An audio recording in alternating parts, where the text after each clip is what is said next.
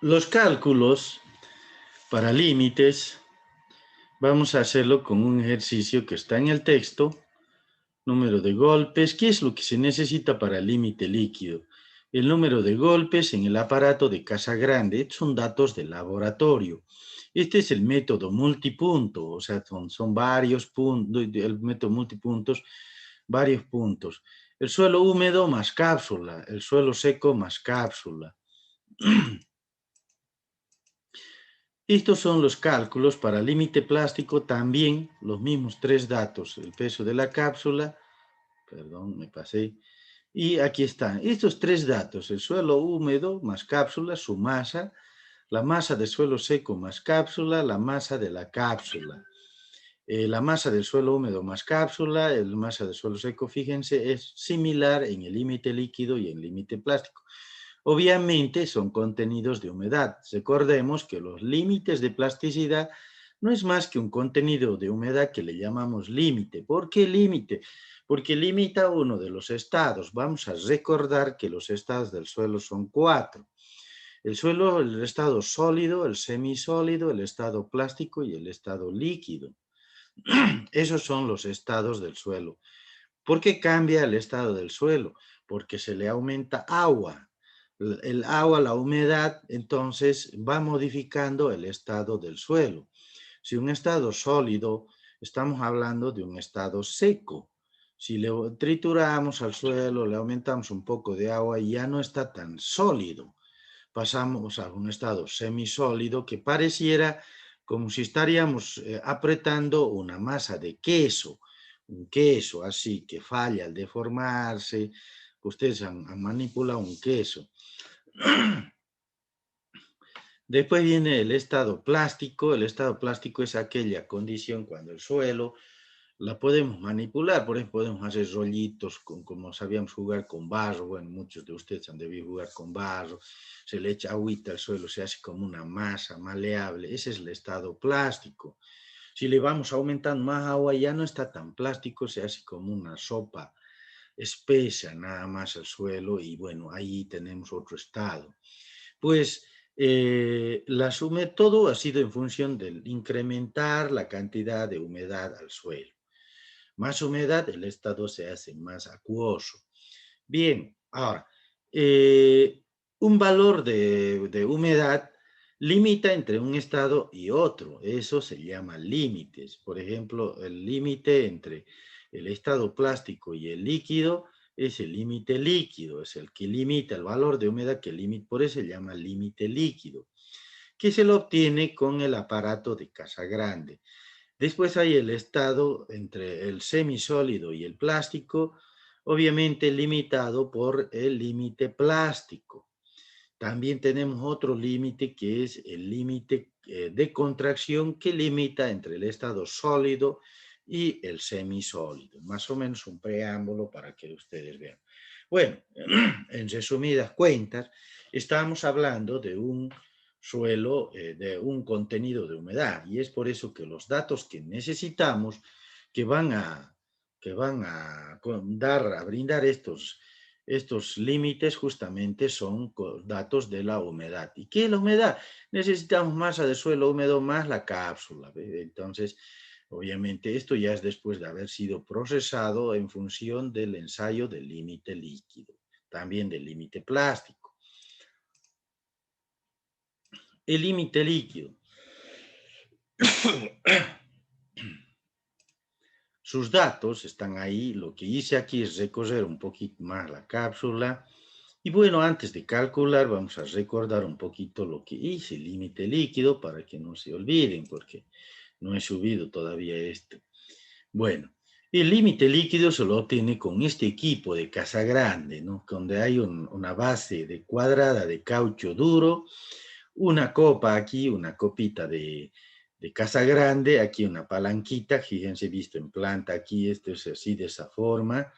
Esta palanquita se puede girar con la mano, y al girar aquí un mecanismo hace que esta placa, este vaso de esta copita suba a cierta altura, y después sigue dando vueltas esto y hay un diente que lo deja caer, y golpea, o da un golpe, das otra vuelta, sube hasta cierta altura y cae solo, golpea y otra vez. Entonces, ese es el mecanismo. El aparato de Casagrande tiene estas cualidades, ¿no? Estas características.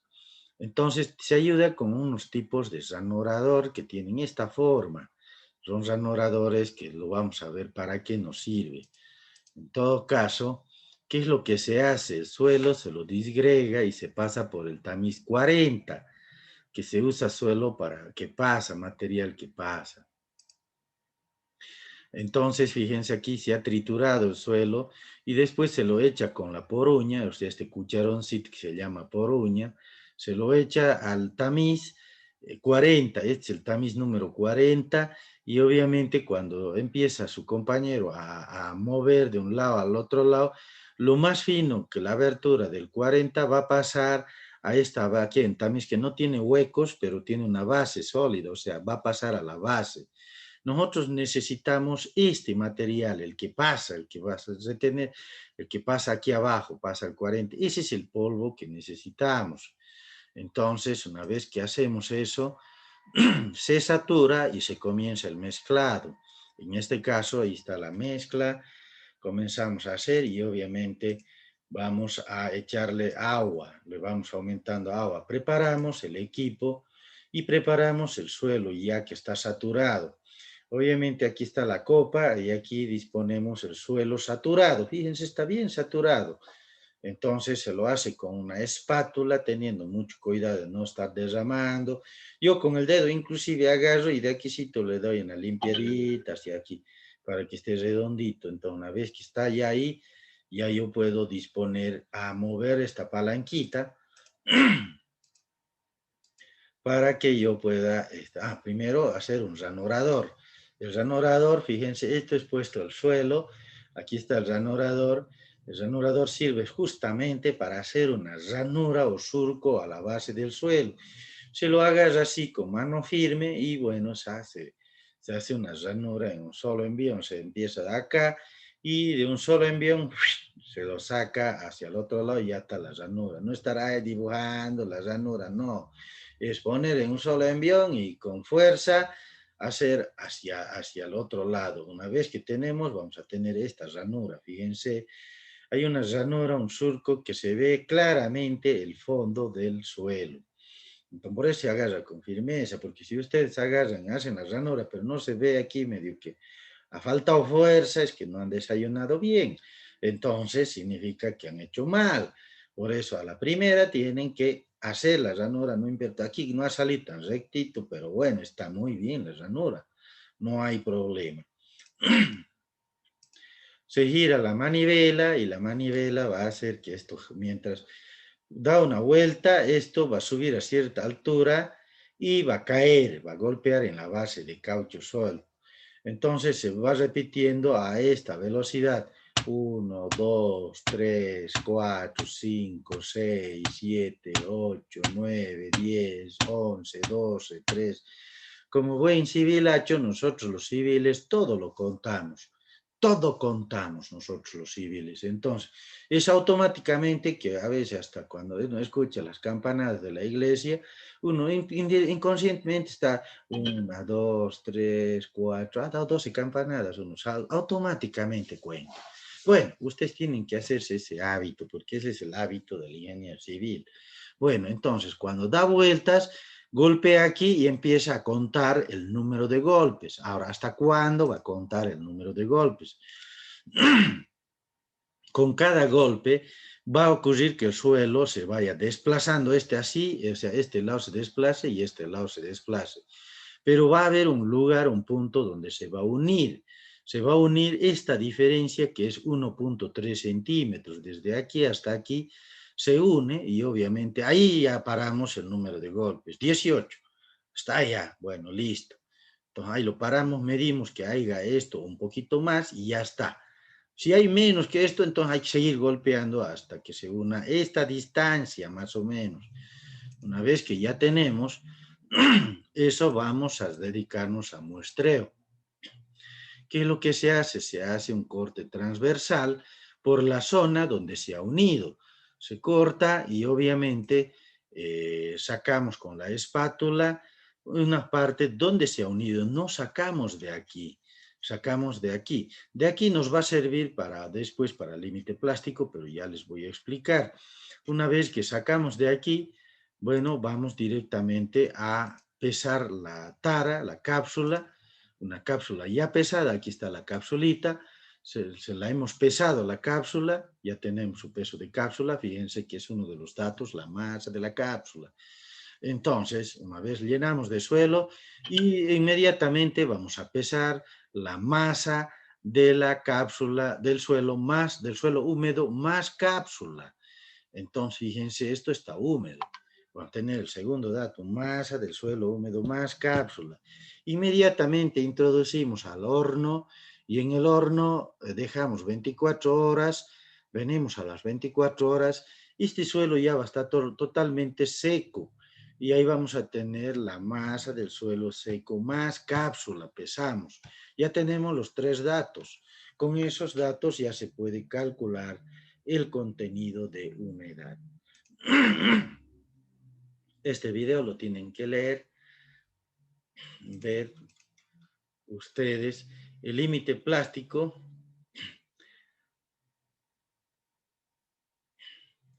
Entonces, una vez que ya tenemos esto, ya para recordar, ahora volvemos a nuestro ejercicio. El límite líquido, bueno, ya sabemos que son los tres datos, ¿no? Los tres datos que necesitamos, pero aquí para límite líquido se inserta un dato más que es el número de golpes.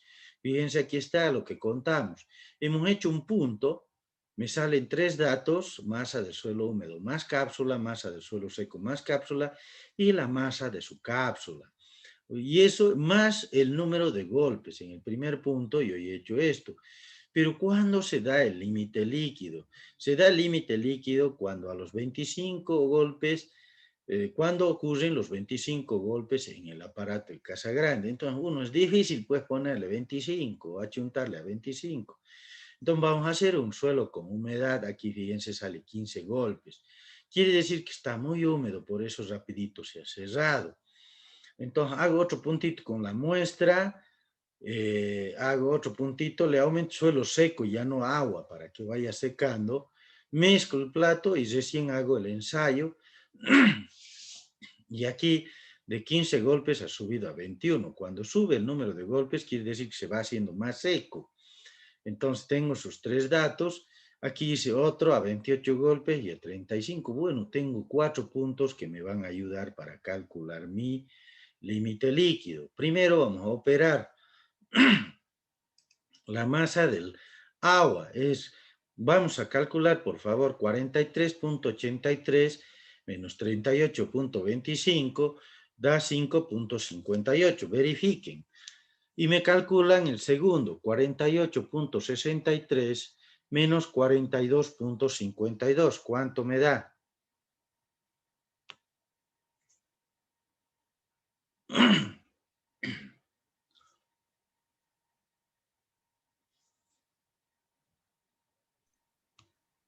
$6.11 sale el segundo, ingeniero.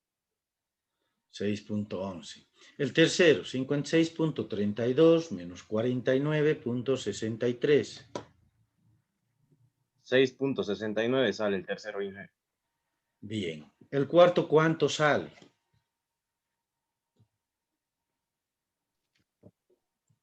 4.71. 4.71. Bien, entonces fíjense, es una operación elemental. Cuando restamos la masa del suelo húmedo más cápsula, menos la masa del suelo más seco más cápsula, obviamente la cápsula se va a eliminar de la masa esta, y entre el suelo húmedo y seco la diferencia es la masa del agua que está contenida. Entonces, eso es, aquí sacamos la masa del agua que está dentro de ese suelo. La masa del suelo seco obviamente va a ser la diferencia de 38.25, que es la masa del suelo seco más cápsula, menos la masa de la cápsula, 18.32. ¿Cuánto me da? 19.93. La primera.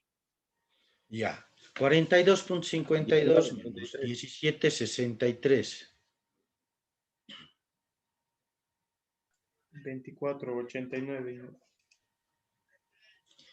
49,63 menos 18,66. 30,97. 42,71 menos 17,42. 25.29. Bien. Entonces el contenido de humedad va a ser igual, a ver, hagan esta operación, a la cantidad de agua según relaciones volumétricas sobre la cantidad de suelo seco, o sea, la masa del agua sobre suelo seco. Vamos a ver, 558 por 100, y aquí directamente podríamos decir 558 dividido entre 19,93. Ya no multipliquen por 7 porque 558 por 100 me da 558. Dividido entre 19,93 para evitar una operación menos y optimizar el tiempo de la calculadora. 28, Inge. 27,97. Bueno, en el otro caso, 611 dividido entre 24,89.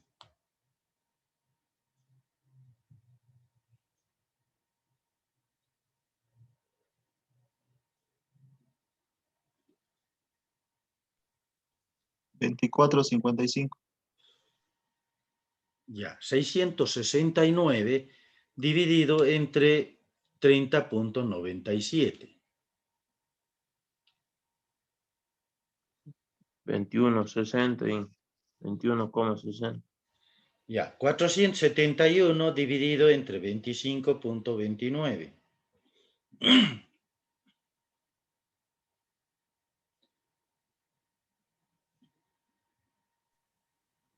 0.19.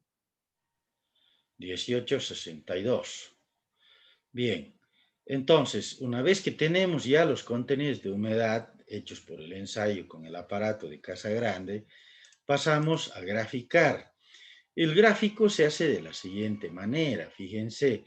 En las abscisas se pone el número de golpes en una escala logarítmica. Este gráfico es semi-logarítmico. Semi porque en las abscisas es logarítmico, pero en las ordenadas no es logarítmico, ¿no ve? Entonces tenemos ahí, cada punto de estos lo hemos graficado. Aquí se lo puede observar los 4 puntitos. Entonces, el número de golpes versus la contenido de humedad que hemos sacado, ¿no? Que hemos calculado recién.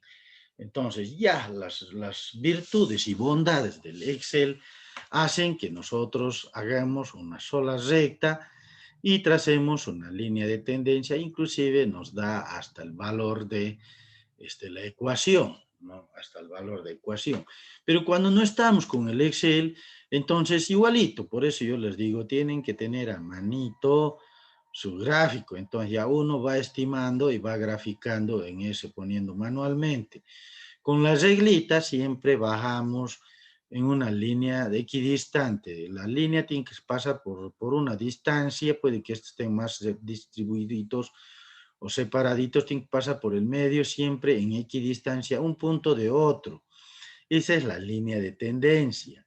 Entonces, cuando decimos que el límite líquido se encuentra a los 25 golpes, entonces yo voy,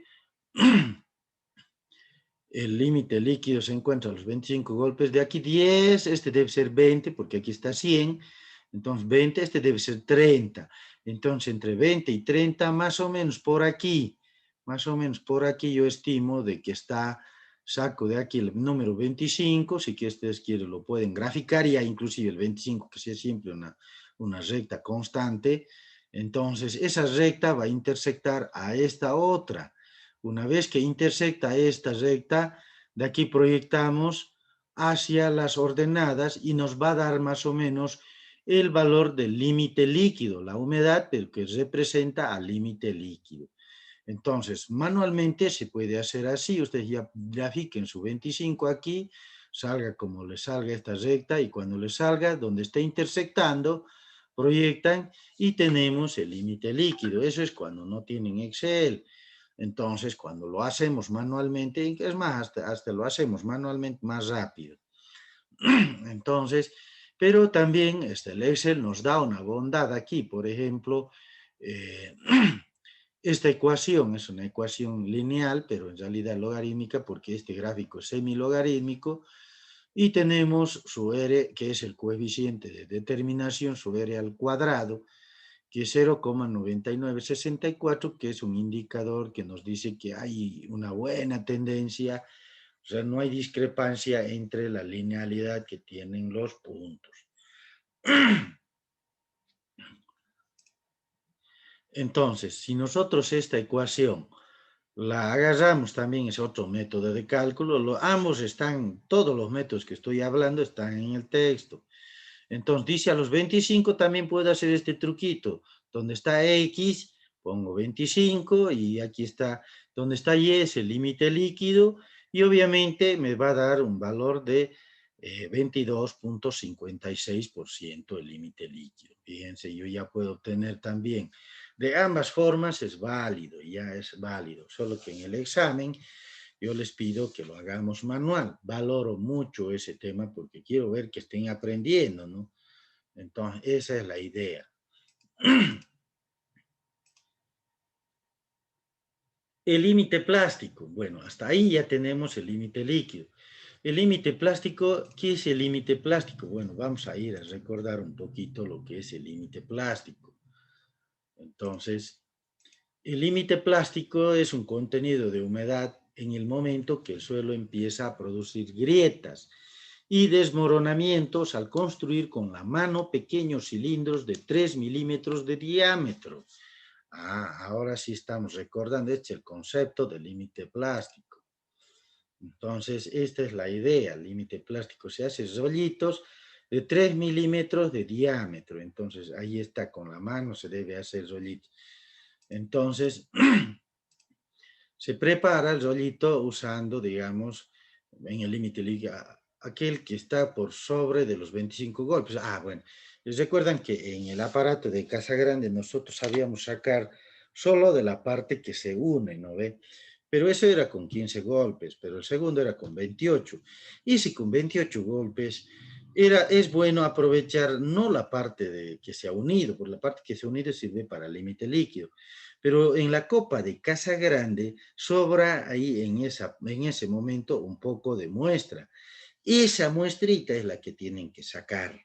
Esa de ahí, con esa hacer los rollitos. Ese es un truco que no está escrito en la norma, pero es un truco que nos ayuda porque rápidamente hacemos el rollito y rápidamente se forma ya nuestro rollito y nuestro desmoronamiento.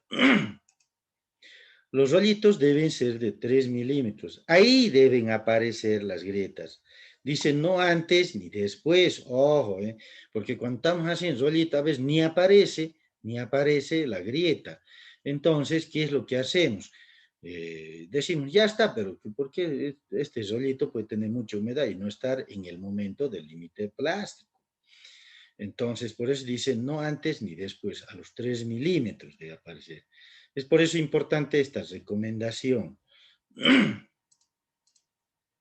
Una vez que aparece en esto, es importante, se toma del rollito solo en las partes donde aparecieron las rajaduras. Si en el resto del rollito no aparecen, se desprecia. La parte de muestreo debe ser depositada en una cápsula pesada y comenzar con el contenido de humedad. Lo mismo que el límite plástico. Y bueno, aquí ya volvemos a nuestro cálculo. Entonces, de los tres, estos ya son cápsulas con bueno, aquí ya ya fue calculado, bueno, aquí ya lo calculamos directamente. Y bueno, es el mismo cálculo que se ha sacado en que el contenido de humedad como límite líquido, ¿no? Entonces, fíjense, aquí está el contenido de humedad y aquí ya hemos calculado cada uno de los valores. Ahí está. Bueno, ahora cuando hacemos este cálculo ya del límite plástico, fácilmente debemos ir a revisar estos valores. Resulta que estos valores no deben tener diferencia en más de 1%. Por ejemplo, 17,73 contra 17,44 su diferencia es menor al 1%, se acepta. Ahora, 17,73 contra 17,80 es mucho menor, se acepta. Entonces, 17,44 contra 17,80 también es menor al 1%, o sea, ninguno de los tres se dispara respecto. Hacemos combinaciones de 2 en 2 siempre para hacer este con este. ¿Hay más del 1%? No. Este con este, ¿hay más del 1%? No. Este con este, ¿hay más del 1%? No.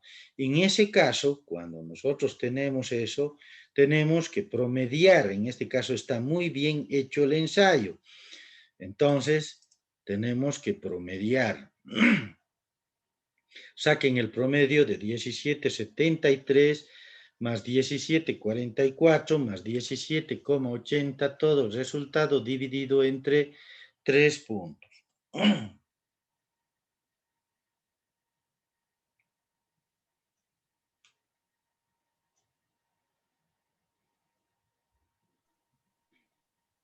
$17.66 sale, ingeniero. El promedio. Es importante que los valores tienen una diferencia menor al 1%, son los que se deben promediar, caso contrario se despreciará y el resultado sale 17,67.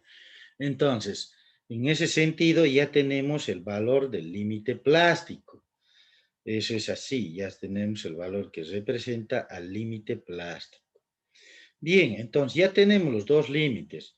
Ahora, aquí volviendo a este hito del 1%, en el ejercicio, uno de los ejercicios del práctico van a encontrar así.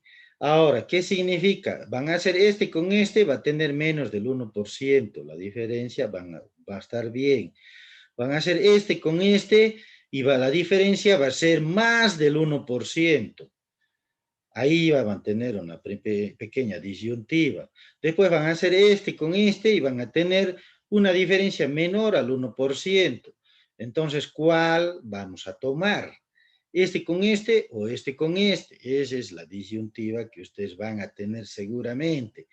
Entonces, en el texto dice en una parte que se debe tomar cuando se agarra de a pares, los que tienen menor aproximación, o más aproximación, perdón. Los que tienen más aproximación, por decir, este con este, y este con este tienen aproximación, pero no es tan grande como, no es tan chiquitita como estas dos. Entonces, ese es el criterio para que puedan sacar los resultados del práctico. El práctico tiene sus resultados y están pues diseñados para que ustedes en el resultado hagan esta valoración en el tema de sus valores. Hay varios ejercicios. Yo sé que cuando quiere sacar los resultados y no le sale el resultado, algo está pasando, es que está pasando que has tomado algún dato que deberías haberlo depurado. Eso es lo que está ocurriendo. El límite de contracción. Bueno, el límite de contracción, también hablamos de un contenido de humedad y obviamente, ¿qué es el límite de contracción? Bueno, iremos a recordar un poquito. Bueno, aquí tenemos, para analizar el límite de contracción, lo analizamos en este esquema. Vamos a poner en las abscisas las humedades, fíjense, 0%, y aquí estamos en un suelo totalmente saturado. Ahí este punto significa la humedad inicial para el límite de contracción debe ser muy saturado, en el estado líquido. Entonces, debe ser muy saturado, debe el suelo parecer una sopa. Entonces, una vez que tenemos esto, por ejemplo, ya está muy saturado, el suelo saturado. Fíjense, este punto está aquí. En las ordenadas hay un volumen del suelo, o sea, esta masa de suelo, agua saturada, obviamente me da un volumen inicial, Pero si yo lo introduzco, lo voy haciendo secar, este valor de la humedad va a ir disminuyendo porque el suelo se evapora. Entonces, una vez que va para el primer límite por el cual va a pasar este puntito, va a seguir esta trayectoria. El primer límite va a ser el límite líquido y va a seguir bajando y va a seguir bajando, se va a seguir secando el agua y el suelo se va haciendo más pequeño. Ya no es el mismo volumen. Sigue bajando y va a pasar algún momento por el límite plástico. Va a seguir bajando, va a seguir bajando, va a seguir. Y va a llegar un momento en que ya no va a bajar. Ya el volumen se va a hacer constante. en ese momento no va a ser cero, porque hay un volumen, hay un tamaño, el suelo no se va a evaporar, entonces esto va a llegar hasta aquí. El límite de contracción llega hasta aquí, entonces este es el volumen final, entonces este es el volumen final. Entonces, volumen inicial menos volumen final, y obviamente necesitamos el esquema general para límite de contracción. O sea, este es el fenómeno que hemos tenido. El suelo saturado, 24 horas más de 105 grados, y el suelo se seca y ahí tenemos una galletita de suelo. Esa es la masa final seca y el volumen final del suelo seco. La obtención del volumen del suelo seco va a ser igual a la placa presionadora, las puntas sumergidoras. Aquí tenemos, por ejemplo, para ayudarnos a sacar volumen final. Bueno, fíjense, la masa inicial yo la voy a pesar en la balanza, no hay problema. El volumen inicial, conozco el molde, sus dimensiones, puedo calcular su volumen inicial, no hay problema. Cuando sacamos del horno, podemos pesar la masa final, va seca, la podemos pesar, no hay problema. El problema está en el volumen final del suelo seco, porque fíjense, el suelo se ha hecho irregular, no podemos medir su volumen a la precisión. Entonces, una vez que tenemos eso, ahora tenemos que ayudarnos para encontrar ese volumen final. Para eso obtenemos un método que se utiliza, digamos, es un envase, es un envase grande, y aquí hay un frasco de vidrio, este es un frasco de vidrio. Dentro del frasco de vidrio se echa mercurio líquido, ahí está el mercurio líquido. Este mercurio líquido se puede combinar con el suelo, pero no se va a penetrar.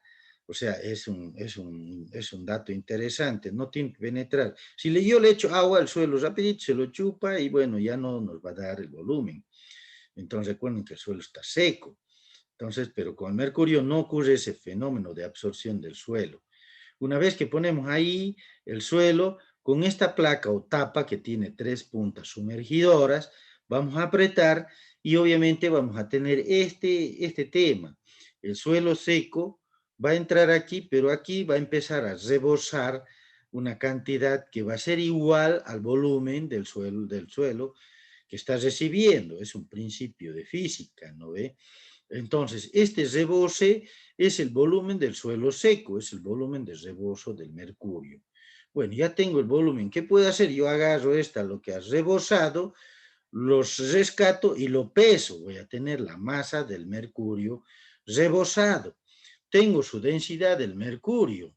Entonces, es un dato que siempre está en todas las tablas, la densidad del mercurio líquido. Utilizo la fórmula densidad es igual a masa sobre volumen. Y bueno, de ahí despejo el volumen. Una vez que tengo esto, yo ya prácticamente puedo decir que el volumen del suelo seco tiene una fórmula, pero esta fórmula es la básica. Sin embargo, la fórmula o la expresión matemática del laboratorio es esta, donde están las masas, ¿no? La masa 1, la masa 2, el volumen inicial, el volumen final que hemos sacado con el mercurio líquido, la densidad del agua, tenemos aquí la masa 2 y obviamente tenemos por 100. Una vez que tenemos esto, volvemos a nuestro cálculo. Bueno, entonces, una vez que tenemos eso, ya podemos proceder a calcular. Ya hemos retroalimentado el conocimiento recordando, ¿no?, lo que es realmente el límite de contracción. Bueno, la masa del agua va a ser igual aquí, ahora sí, ayúdenme, 13.59 menos 10.80.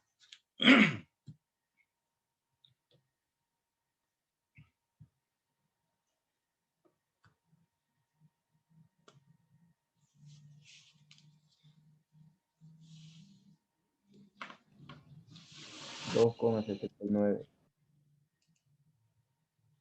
Bien, el 1371 menos 1097.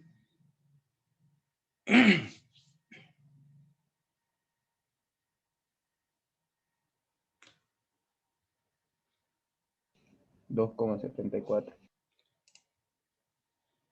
1421 menos 1138.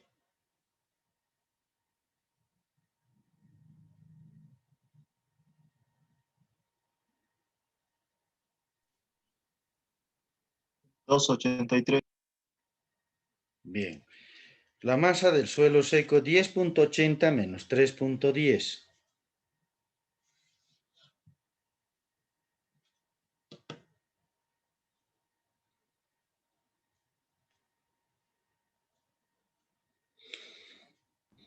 7,7. 10.97 menos 3.74, porque estamos haciendo la diferencia de esto menos la cápsula, ¿no? 7,23.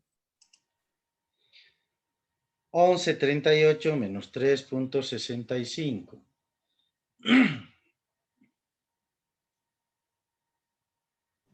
7,73. Bien. El contenido de humedad. A ver, empieza aquí. 279 por 100 es 279. Dividido entre 7.7.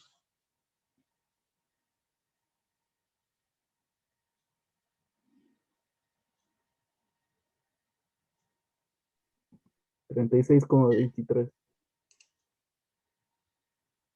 274 dividido entre 7.23.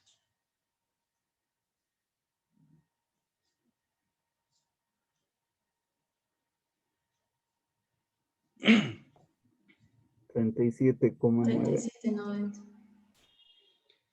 283 dividido entre 7.73. 36,61. Bien, una vez que tenemos eso, vamos a la segunda parte a encontrar el volumen final. Para ello necesitamos estos datos. La densidad del mercurio, que es un dato constante. Necesitamos el volumen inicial, que es un dato de acuerdo a la geometría del frasco, donde se ha puesto el suelo saturado al principio. Aquí tenemos 3 puntos. Masa desalojada es la masa que se ha pesado, la rebosada. Entonces aquí está, se ha pesado en gramos y esto es lo que tenemos. Una vez que tenemos eso, debemos calcular el volumen final. El volumen final va a ser igual, hemos dicho, ¿a qué es igual? La densidad. La densidad es igual de cualquier elemento, ¿no? A masa sobre volumen. Bueno, ahora vamos a hacer la densidad del mercurio. La densidad del mercurio es igual a masa del mercurio sobre el volumen, pero no necesitamos la masa y tenemos la densidad, por lo tanto podemos despejar el volumen.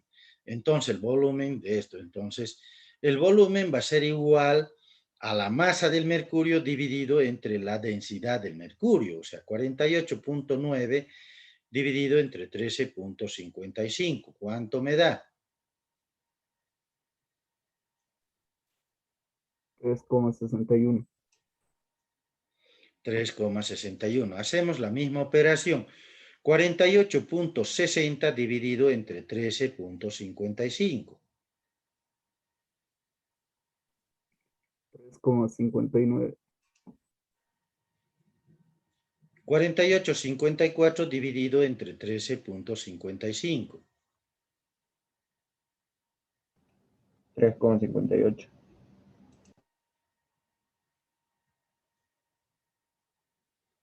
Una vez que tenemos eso, obviamente ya tenemos el volumen final, que es lo que encontramos.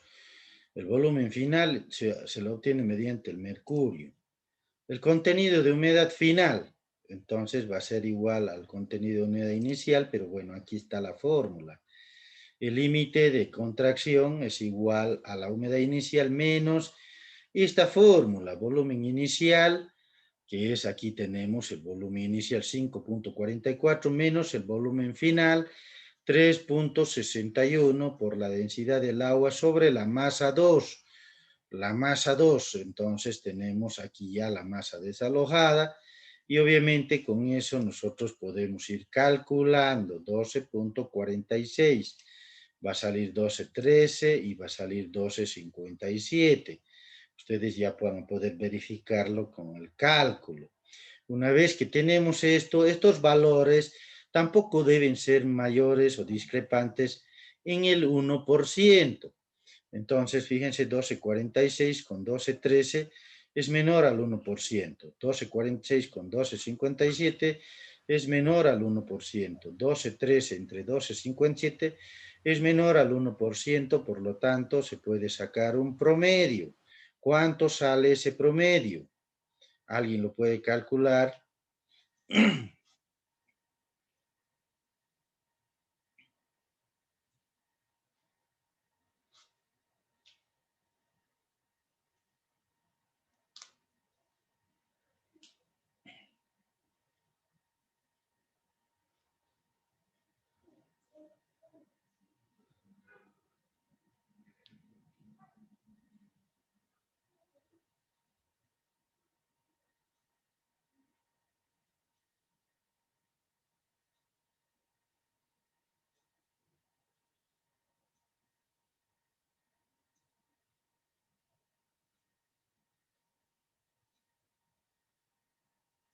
¿Cuánto sale? 12,39. 12,39. 12,39. Entonces, con eso se calcula el límite de contracción. Bien. No sé si tienen alguna pregunta sobre el tema. Bueno, es importante que este ejercicio los repitan. Yo voy a subir la,